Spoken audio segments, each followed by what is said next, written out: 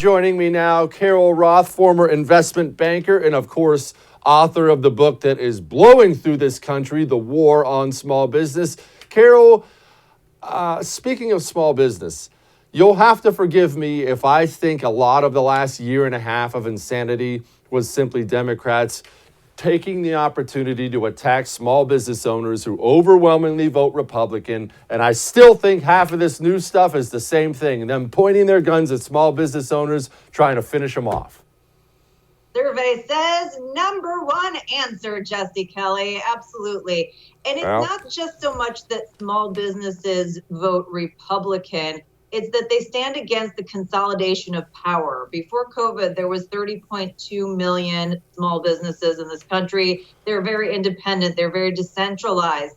The other half of the economy, about half the GDP and half the jobs, are concentrated in about 10 to 15,000 big businesses. So if you're a politician and you're seeking lobbying dollars and you're seeking re-election support and the like, it's much easier for you to deal with these big companies and try to wrangle up a bunch of small companies. And so whether you think that they're too small to matter or too hard to control, it doesn't matter. The outcome is still the same. They stand in the way of consolidated power, which is exactly why we should be supporting small businesses and exactly why the politicians don't. Carol, now obviously I know you're a big small business fan. Everyone knows my thoughts on the matter. But let's say I'm a complete cold-hearted jerk, which actually I kind of am, but let's say I'm a complete cold-hearted jerk and I don't care about small business or anything else. What if I say, I love Amazon. I don't care if everything goes to Amazon. It's so nice. Carol, why shouldn't everything be run by Amazon?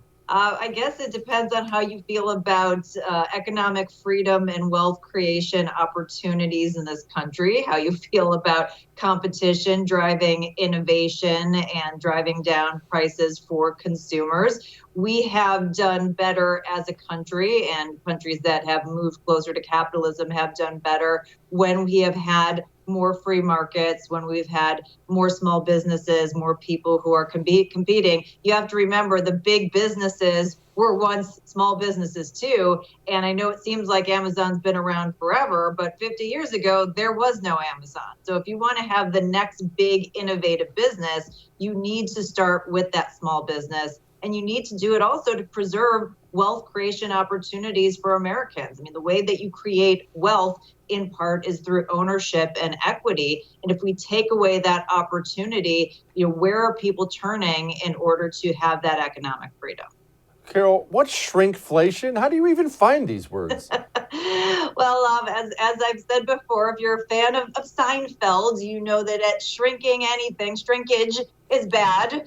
We don't like when our hairlines recede. We don't like when our bank accounts shrink. We really are close shrinking. Shrinking is not a good thing, Jesse. So shrinkflation, as we know, the prices of everything is going up, regular inflation. And so one of the ways that companies and retailers are dealing with this and passing it on to the consumer without trying to let onto it is they're keeping the prices of the goods that you buy constant, but they're decreasing the size of what you're getting. So fewer ounces of a product, a food product, fewer rolls of toilet paper on your roll. And so that's what's referred to as shrinkflation. And they're doing it in very devious ways too. Like in some cases, they're taking the boxes and they're making them taller and leaner, much like you, Jesse Kelly, to try to hide the fact that there's less of the product inside. And so you think that you're getting this new supersized deal and you're actually getting less product. So it's a very deceptive tactic to try and keep you from understanding that you're paying more for everything that you buy. That is just dirty pool right there. Carol, is there, and it's fine if there's not, is there any good news on the horizon for our economy? Because it looks to me from just the idiot's point of view, it looks like one gigantic bubble ready to burst.